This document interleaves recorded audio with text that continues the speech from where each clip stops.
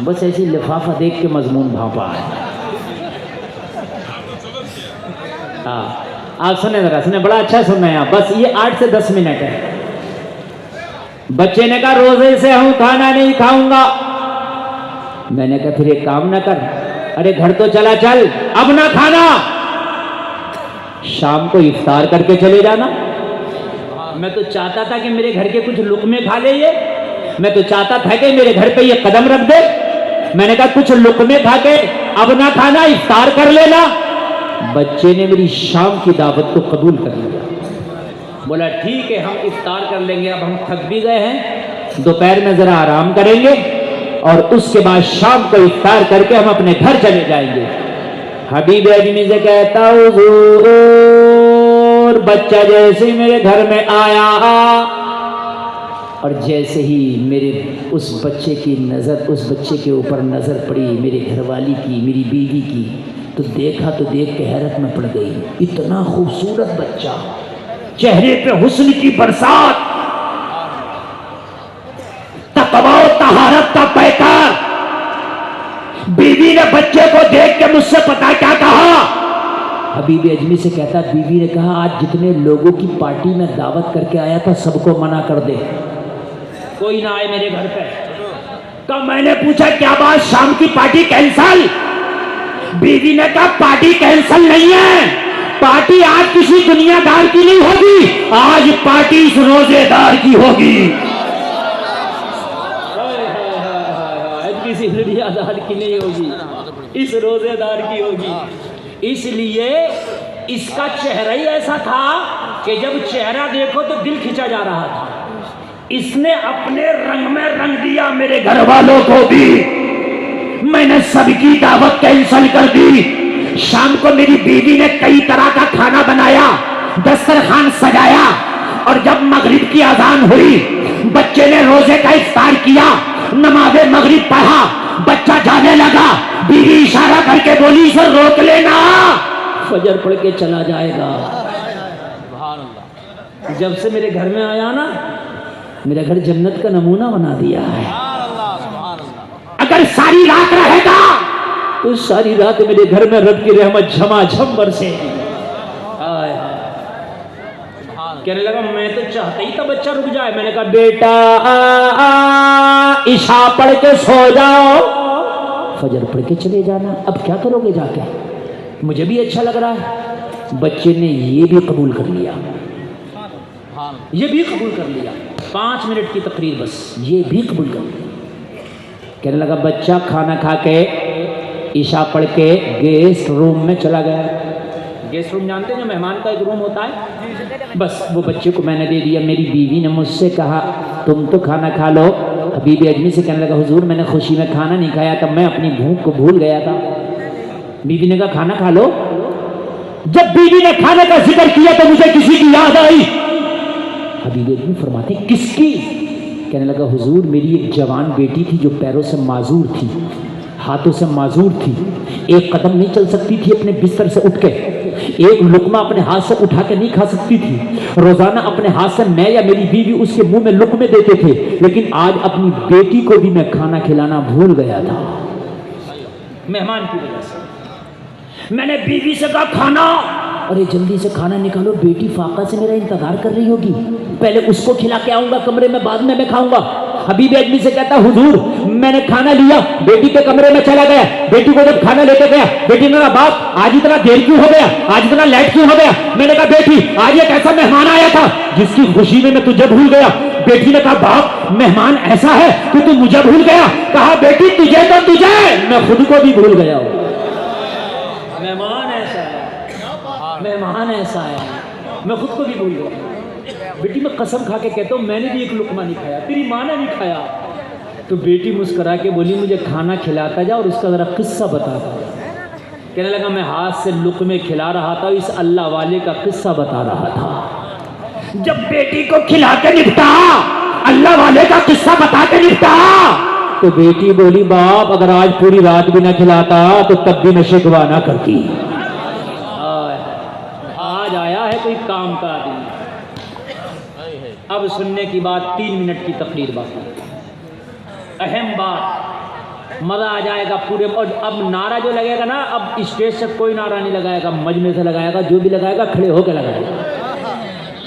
اور دل کرے تب لگانا, ایسے نہیں لگانا میں کہہ رہا ہوں کہ ایسے ہی بولنے لگنا. دل کرے کہ ہاں لگانا چاہیے تب لگانا, ہاں ابھی نہیں. جب لگے دل کو کہ ہاں یار بات ہو گئی ایسی کہ اب لگا دوں, جب لگے کہ یار جملہ ہو گیا ایسا کہ اب نعرہ ہونا چاہیے تب لگانا.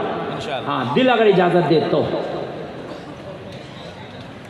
ابھی بیدمی سے کہتا میں نے بیٹی کو کھانا کھلا کے, منہ دھلا کے, چادر اڑا کے, بستر پہ لٹا کے, دروازہ لگا کے میں آ گیا. میں نے کھایا, رات ہو گئی, میں سو گیا. میری بیوی میں ایک کمرے میں, میری بیٹی اپنے کمرے میں, میرا مہمان اپنے کمرے میں. مین گیٹ میں تالا لگا ہے, صدر دروازے میں تالا ہے, مقفل ہے. آدھی رات آئی, سناٹا طاری ہے. میرے کمرے کے دروازے پہ آدھی رات میں کسی نے آ کے دستک دی. حبیب اجمی سے کہتا میں گھبرا کے اٹھا. میں نے کہا کون؟ دروازے سے آواز آئی, باپ دروازہ کھول تیری بیٹی کھڑی ہے. یار ذرا سبحان اللہ. جو بیٹی آج تک ایک قدم نہ چل سکی ہو, جو بیٹی اپنے ہاتھ سے ایک لقمہ نہ کھا سکی ہو, جسے ڈاکٹروں نے, حکیموں نے, طبیبوں نے لا علاج کر دیا ہو, وہ بیٹی کیا کہہ رہی ہے, باپ دروازہ کھول تیری بیٹی کھڑی ہے. کہنے لگا میری تو سانسیں تیز ہو گئی. یہ سن کے تو میری خوشی کا عالم نہ رہا. یا اللہ, یہ جملہ سننے کے لیے تو میرے کان ترس گئے تھے کہ میری بیٹی کو بھی شفا ملے گی, کہ میری بیٹی بھی اپنے پیروں پہ کھڑی ہوگی. کہنے لگا میں جلدی سے اٹھا, دروازہ کھولا تو کیا دیکھا, میری بیٹی اپنے پیروں پہ کھڑی ہے, پیر سلامت ہے, جسم سلامت ہے. میں نے کہا بیٹی ڈاکٹروں نے علاج کر دیا تھا, یہ کیا ہو گیا؟ تو بیٹی نے کہا باپ تو مہمان کا قصہ بتا کے چلا گیا, مجھے نیند نہ آئی, میں رات بھر بستر پہ کروٹ بدلتی رہی. جب آدھی رات آئی میں نے اٹھ کے اللہ کی بارگاہ میں دعا کی, مولا مجھے دنیا والوں نے لا علاج کر دیا, مگر نیکوں کے صدقے میں تو دعاؤں کو قبول کرتا ہے. میرے گھر میں جو مہمان آیا ہے بڑا ہی نیک ہے, اگر واقعی نیک ہے تو اس کے صدقے میں میری دعا کو قبول کر, مجھے شفا دے دے.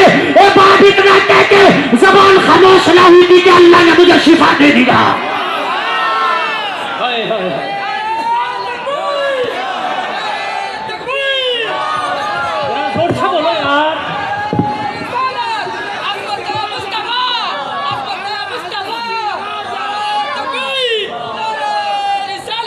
ابھی زبان خاموش نہ ہوئی تھی کہ اللہ نے مجھے شفا دے دیا.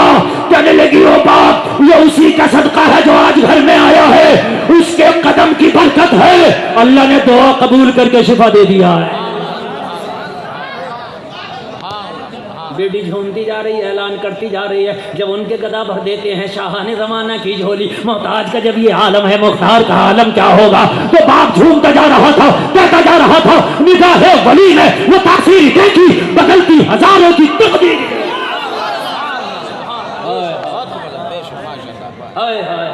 آخر کے 2 اور 1 منٹ سنیں.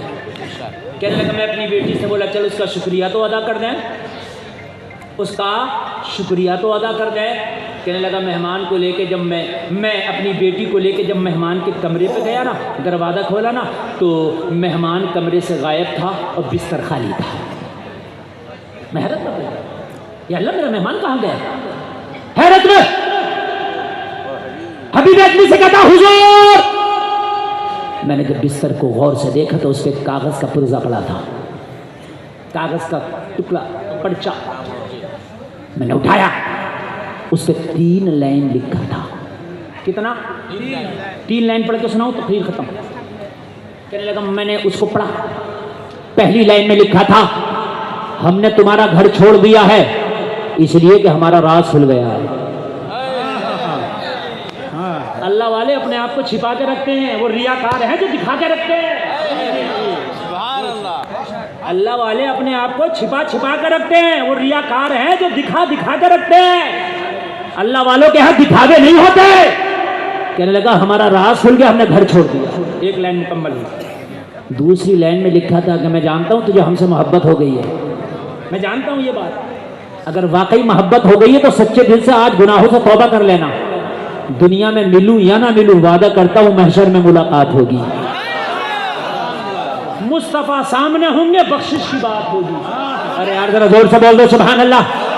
کہنے لگا اتنا سنا تو سجدے میں ہی گر گیا، کیونکہ دل پہ تو پہلے ہی وہ قبضہ کر چکا تھا، وہ لڑکا وہ بچہ میرے دل پہ قبضہ کر چکا تھا، تو اس کی ہر بات مجھے منظور تھی۔ میں سجدے میں گر گیا، رونے لگا، میں نے توبہ کر لیا۔ جیسے ہی توبہ کر کے سجدے سے سر اٹھایا، دل کی دنیا بدل گئی۔ اگر کوئی سچے دل سے توبہ کر لے تو ایسے ہو جاتا جیسے آج ماں کے پیٹ سے جنم لیا ہے۔ اگر سمندر کے جھاگ کے برابر بھی گناہ ہو تو اللہ رحمت کا قلم پھیر دیتا ہے۔ اور جلسہ میں آنے والوں کہتا میں نے توبہ کر لیا، دل کی دنیا بدل گئی، دنیا کا لالچ میرے دل سے نکل گیا، درہم و دینار کا لالچ دل سے نکل گیا، دنیا کی جتنی بھی لالچ سے نکل گئے، دل پاک اور صاف ہو گیا۔ اب دل میں اگر جلوہ بسا تھا تو مدینے والے مصطفیٰ کا جلوہ تھا، اور کچھ نہیں تھا، بس وہی تھا، بس وہی تھا، بس وہی تھا، بس وہی تھا، اس کے علاوہ کچھ تھا ہی نہیں۔ بس عشق مصطفیٰ۔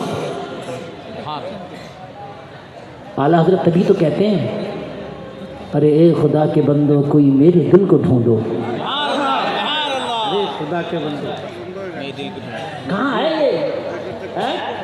پھر کہتے ہیں کہ سب نے ڈھونڈا تو کہتے ہیں در روزہ کے مقابل ہمیں وہ نظر تو آیا، ہمیں کہیں نہیں ملا، ہمیں کہیں نہیں ملا، دنیا میں احمد رضا تیرا دل ڈھونڈ لیا، مگر مصطفیٰ کے روزے کے سامنے ہمیں نظر آ گیا۔ جب عشق ہوتا ہے تو زبانوں کے لفظ بدلتے، مفہوم وہی رہتا ہے۔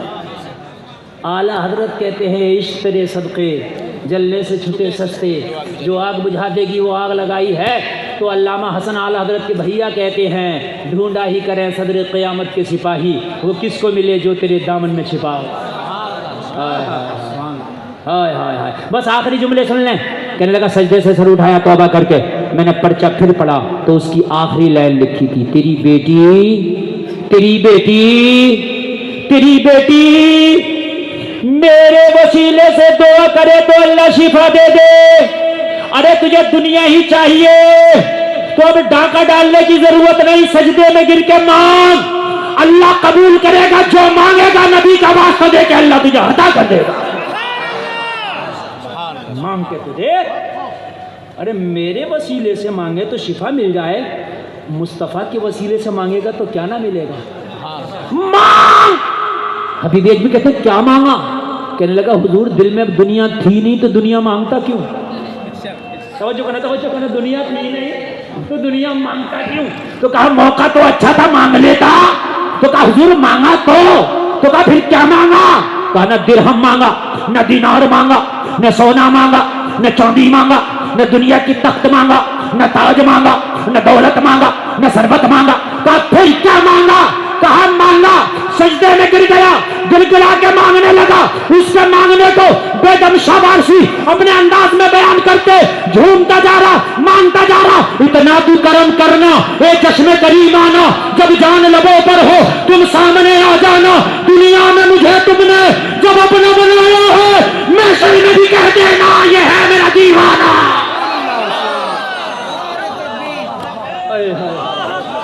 محشر میں بھی کہہ دے